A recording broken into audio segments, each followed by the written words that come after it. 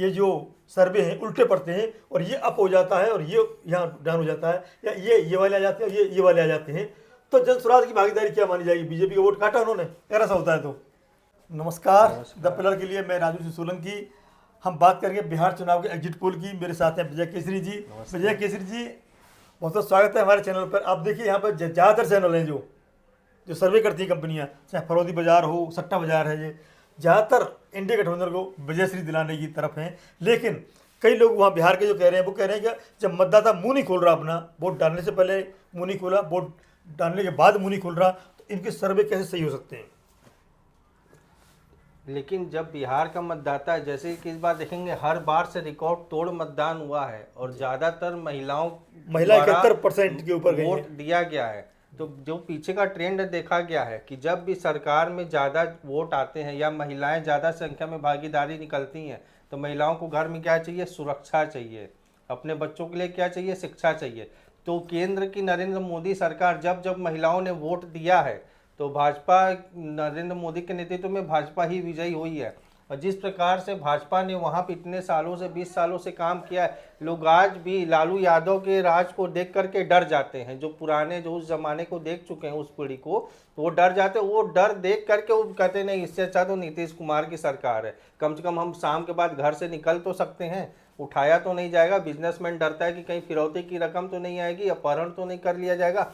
इन सब से आदमी ने, सारी चीज़ों को ध्यान में रखते हुए बिहार की जनता ने इस बार फिर भाजपा को ही वोट दिया है। भाजपा को वोट दिया है। लेकिन जो बात महिलाओं की है, महिलाएं जेडीयू यानी नीतीश कुमार के फेवर में वोट करती आई है, सब माना गया है। साथ ही साथ ये भी देखा गया है कि जो जाति नहीं है वहाँ पर बिहार में, जो कुछ भी है जाति बीच में जरूर आती है। एक महिला से पूछा गया कि विकास पर वोट देंगी या किस पर वोट देंगी, तो उन्होंने कहा विकास किस जाति का है, कौन जात है विकास की। तो बिहार में जाति रहती है, उस पर हम बताएंगे कि किस जाति का वोट ज़्यादातर कहाँ गया है। मोटा मोटा बता दूँ मैं आपको, हाई कास्ट का वोट है जो ज़्यादातर एनडीए गठबंधन को गया है। अति पिछड़ा और पिछड़ा का भी यादव छोड़ दें तो एनडीए को गया है। मुस्लिम वोट और यादव वोट ज़्यादातर गठबंधन को गया है। उसी का ये आंकड़ा इन्होंने निकाला है, उसी तर्ज पर इन्होंने निकाला है।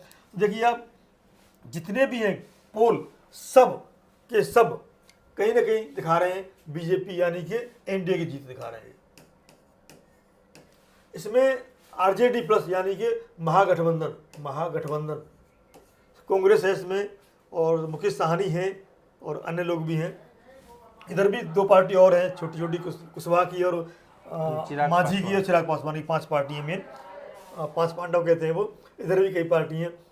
ये पिछली बार का ट्रैक रिकॉर्ड देखेंगे, पिछली बार का, तो आरजेडी अकेली नंबर 1 आई थी। नंबर 1 पर आरजेडी आई थी, बीजेपी नंबर 2 पर थी। नंबर 2 पर बीजेपी थी वहाँ पे। लेकिन अब के ये जो बताया जा रहा है कि आरजेडी तो अभी भी नंबर रहेगी। आरजेडी जो सर्वे बता रहे हैं नंबर 1 रहेगी। कांग्रेस और बाकी पार्टियों को जो है उनको सीट कम मिल रही है, इसलिए चल रहा है। और यहाँ पर जेडीयू पिछली बार 40 के आसपास थी ना, पिछली बार जेडीयू, वो बढ़ सकती है यहाँ पर जेडीयू। इसी कारण से पूर्ण बहुमत की तरफ, जो बताया महिला वाला वोट है जो, जेडीयू। पिछली बार क्या था कि जो जेडीयू के अगेंस्ट में चिराग खड़े थे, इस बार साथ में है, ये बेनिफिट मिल सकता है। एक समस्या ये पहले आंकलन लगाया जा रहा था कि अगर नीतीश कुमार को सीएम फेस नहीं बनाया गया, तो सीएम चेहरा नीतीश कुमार को नहीं बनाया गया, तो लवकुश जो वोटर हैं वो के शिफ्ट न हो जाए इधर। नहीं, इसमें कोई दो राय ही नहीं है सोचने समझने की कि एनडीए के तरफ से जब भी है तो नीतीश कुमार ही वहाँ मुख्यमंत्री के रूप में चेहरा है। लेकिन जो एक संवैधानिक प्रक्रिया, उसके तहत विधायक दल के नेता ही चुनेंगे, और पिछले 20 सालों से वह विधायक दल के नेता द्वारा ही उनका नाम प्रस्तावित होता है। इस बार भी उसी तरह होगा। मुख्यमंत्री तो नीतीश कुमार बनेंगे, लेकिन एनडीए के तरफ से सरकार भाजपा की बनेगी। भाजपा समर्थित एनडीए आप कह लीजिए, एनडीए समर्थित भाजपा, नीतीश कुमार समर्पित। लेकिन मोदी जी के नेतृत्व में, मोदी जी केंद्र में और नीतीश कुमार बिहार में डबल इंजन की सरकार बनने वाली है फिर से। एक जो कयास लगाए जा रहे थे, ये जन स्वराज पार्टी, इसका ये कहा जा रहा था पहले 10-12% था इसका, फिर इनका हो गया 13-14, फिर लोग 20% तक ले गए थे कि 20% वोट पहुंच गया इनका। और ये लगने लगा था एक बार तो शायद 130% सीट ले जाएंगे। उन्होंने खुद कहा था या 10 से नीचे आएंगी मेरी, या बहुमत आएंगी। लेकिन पता चला धीरे धीरे इनको पहले आरजेडी कांग्रेस के वोट काटने के लिए भेजा गया था, बता रहे थे, बाद में बीजेपी वोट काटने की बात आ गई, और लास्ट अब ये देखा गया है किसी का वोट नहीं काट पाए, ये भीड़ को वोट में बदल ही नहीं पाए। क्योंकि इनके पास संगठन नहीं था। बिना संगठन के भीड़ वोट में बदलना बहुत मुश्किल होती है। जैसे पहले आपने कहावत सुनी है कि लोग कहते हैं कि जब कोई पार्टी पहली बार चुनाव लड़ने जाती है तो पहली बार चुनाव हारने के लिए जाती है, दूसरी बार चुनाव जाती है कि वोट पाने के लिए कि किसी के समर्थन से बन जाए, फिर तीसरी चौथी बार में वो सरकार बनाने के लायक होती है।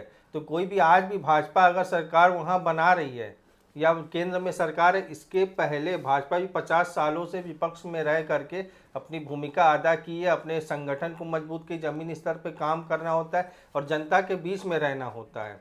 तो जन सुराज ने ठीक है अपना अच्छा इनिशिएटिव लिया है, सभी को लोकतंत्र में चुनाव लड़ने का अधिकार है, चुनावी पार्टी बनाने का अधिकार है, तो उन्होंने भी एक प्रक्रिया अपनाया। अगर ये कंटिन्यू करेंगे तो आने वाले समय में जनता खुद इनको अगर यही परिणाम रहता है जो एग्जिट पोल में आया है, तो माना जाए जन स्वराज ने कहीं ना कहीं इनको घाटा पहुंचाया है, राजद को, मतलब महागठबंधन को। हम जन सुराज ने जो भी किया है, लेकिन भाजपा और नरेंद्र मोदी के नेतृत्व में पूरा संगठन अपने काम के बल पे चुनाव जीतते हैं कि हमने जो काम किया वो जनता तक हम पहुंचाएं और उसके द्वारा हम उनसे वोट की अपील करेंगे। अगर आपका हमारा काम अच्छा है तो आप हमको फिर से भेजिए, हम और काम करेंगे, न कि दूसरे को कि वो खराब काम कर रहा है उसको लेकर के है। नहीं, खराब काम की तो उन्होंने कहा कि कट्टा गर्दन पर रख के उसको मुख्यमंत्री चेहरा बनवा लिया है, मतलब ऐसे छोटे छोटे शब्द आगे थे बीच में, कट्टा नहीं आना चाहिए था। तो क्या उचित चुनाव के समय में होली में जैसे एक दूसरे पर रंग अबीर गुलाल लगाते हैं, लेकिन फिर बाद में गले मिल के शाम को बधाई भी तो देते हैं। तो ये चुनावी प्रक्रिया है, ये सब चीज़ें चलती रहती चुनाव में, सभी को पता है। लेकिन अंततः जो बिहार की समझदार जनता है वो कहाँ वोट दी है, विशेष रूप से महिलाओं के द्वारा जो इतनी भारी संख्या में वोटिंग दिया गया है, वोट किया गया है, उनका रुझान किस तरफ है। अब बिहार का चुनाव वो पूर्वांचल का भी एरिया वहाँ पे लगा रहता है, तो एक तरीके से यूपी बिहार 2029 की भी बहुत कुछ पटकथा लिख के जाएगा। 2029 की पटकथा लिख के जाएगा, बिल्कुल सही कहा। दूसरी बात यूपी की पटकथा भी 2027 वाली है, वो भी लिख के जाएगा। अगर ये उल्टे पड़ते हैं, ये जो सर्वे हैं उल्टे पड़ते हैं और ये अप हो जाता है और ये यहाँ डाउन हो जाता है, या ये वाले आ जाते हैं और ये वाले आ जाते हैं, तो जन स्वराज की भागीदारी क्या मानी जाएगी? बीजेपी का वोट काटा उन्होंने, अगर ऐसा होता है तो।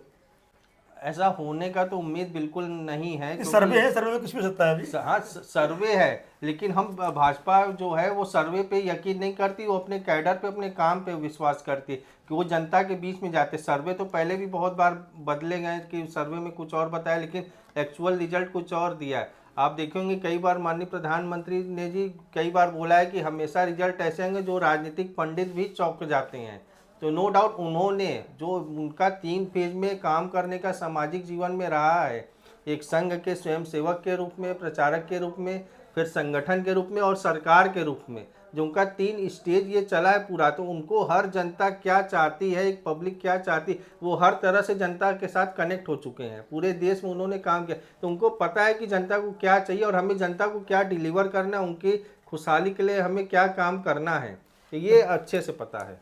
लेकिन जब भी मतलब बीजेपी की रैली हो रही थी, वहाँ पे बीजेपी की रैली, कुर्सियाँ खाली थी, और राजद की रैली हो रही थी या जन स्वराज की रैली हो रही थी, कुर्सियाँ भरी पड़ी थी, जगह नहीं ये मिलती तो थी। आजकल सभी को पता है कि टेक्नोलॉजी का जमाना है, कहीं से कुछ भी कट पिट एडिट करके बना नहीं, दिया really, जाता है ground पर और जैसा। चुनाव के समय सारी चीजें होती हैं, ये सब चीजों भीड़ को कम थी, वोट कहाँ से आ गए, लोग ये कह रहे हैं। भीड़ कम थी लेकिन वोट आएंगे, लोग जनता गए हैं। बिहार की जनता समझदार जनता है, वो किसी को बताती नहीं है कहाँ वोट देने जाएंगे। सबसे ज़्यादा बिहार में ही होता है कि पब्लिक नहीं बताएगी कि हम किसको वोट दे रहे हैं, वो सुनेगी सबका, लेकिन बटन कहाँ दबाना है उसको पता है कि हमें कहाँ जाके बटन दबाना है। एक चीज़ जो राहुल गांधी ने जो यात्रा निकाली थी, वोट अधिकार यात्रा, वोट चोरी यात्रा, पता नहीं क्या क्या यात्रा, वो बीच में गायब हो गए, वो उसका भी खामियाजा उठाना पड़ेगा क्या राजद को भी?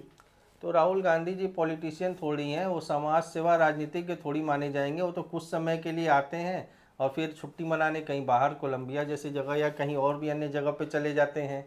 लेकिन अगर कोई अगर है सेवा भाव से है तो 24 घंटे जनता के बीच में रहना पसंद करेगा। एक बार तो जनता लगा के था, काम करना एक बार तो लगा था कांग्रेस को जगा दिया है बिहार में, उन्होंने पूरा माहौल बना दिया था, पहले सितंबर में बना दिया था माहौल, बीच में गैप हो गया ना, तो कार्यकर्ता जहाँ था वहीं पहुँच गया, वो पूरी तरह एक्टिवेट नहीं हो पाया, एक्टिवेट थोड़ा बहुत हुआ भी तो उसे वोट में कन्वर्ट नहीं कर पाया। तो कांग्रेस शायद पहले से भी कम सीट लाने की संभावना बन रही है कांग्रेस की, जब सीट ज़्यादा मांग रही थी कांग्रेस। अब ये तो कांग्रेस और महागठबंधन वाले जानेंगे उनकी अंदरूनी बातचीत क्या हो रखी है, लेकिन ये है कि नरेंद्र मोदी जी के नेतृत्व में महागठबंधन, अरे गठबंधन की जितनी भी पार्टियां एनडीए में हैं, सब भाजपा की कार्यशैली पे मोदी जी के नेतृत्व में कि 24 घंटे 24/7 जनता की सेवा में रहना है, उनके काम करने हैं, उनके लिए क्या दुख तकलीफें हैं उनके बीच में रहना है। चिराग पासवान के बारे में बात करेंगे, क्या डिप्टी सीएम बनेंगे, केंद्र में मंत्री रहेंगे? अब ये तो वहाँ विधायक दल की जो बैठक होगी उसमें सारी चीज़ें तय होंगी वहाँ पर। नहीं, चिराग पासवान के बारे में लोगों ने पूछा, भाई आप केंद्रीय मंत्री हैं, एक फैक्ट्री नहीं लगा पाए, आप क्या विकास करेंगे? तो वो कह रहे नहीं, मतलब प्रदेश की सरकार होती है उसमें अपना प्रतिनिधित्व होता है तो आसान होता है, टाल दिया उन्होंने। तो क्या आप डिप्टी सीएम या सीएम के दावेदार हैं वो? ये तो मुझे लगता है कल रिजल्ट के बाद कुछ दिनों में सबको खुद ही पता चल जाएगा, लेकिन वो अभी भी केंद्र के रूप में एक अच्छा कार्य कर रहे हैं। वो बिहार में तब भी कनेक्ट हैं, अभी भी कनेक्ट हैं। अगर उनको उस भूमिका में लाया जाता है तो वो भी तब भी उतना ही कनेक्ट रहेंगे जनता अब हम के बात लिए। करते हैं एआई क्या कहता है। एआई टूल जो कहते हैं उन पर चर्चा करेंगे अब, बिहार के वो किस तरह रह सकते हैं। तो उन्होंने बताया है 43% वोट शेयर एनडीए को मिल सकता है और 120 से, मतलब बहुमत के करीब करीब 121 से 141 सीटें मिल सकती हैं और 43% वोट मिल सकता है इधर एनडीए को। इसका मतलब पूर्ण बहुमत की ओर ले जा रहा है ये। अब महागठबंधन की बात करें, हम महागठबंधन की बात करें तो 38% शेयर, बहुत। सीएम फेस, यह बता दो, सीएम फेस ना सबसे ज़्यादा तेजस्वी यादव चाह रहे थे लोग। सीएम के सर्वे, जितने सर्वे आए नंबर 1 तेजस्वी यादव रहे सीएम में, लेकिन पता नहीं क्यों सीट की बात करते हैं तो बोला 100 तक नहीं पहुंच पा रहे हैं जी। देखिए आप 76 से 95। तो ये जो सर्वे बता रहे हैं चैट जीपीटी के, कहीं ना कहीं सारा निकाल के निचोड़ निकाला है उन्होंने, जितने सर्वे हुए हैं सबका निचोड़ निकाल करके ये बताया है कि गठबंधन एनडीए जीत रहा है, न कि महागठबंधन जीत रहा है। ग्रोह क्या कहता है, देखिए आप। ग्रोह से पूछा हमने तो उसने बताया आरजेडी महागठबंधन मुख्य चेहरा है आरजेडी, और ये 67 से 76 सीट जीत सकता है।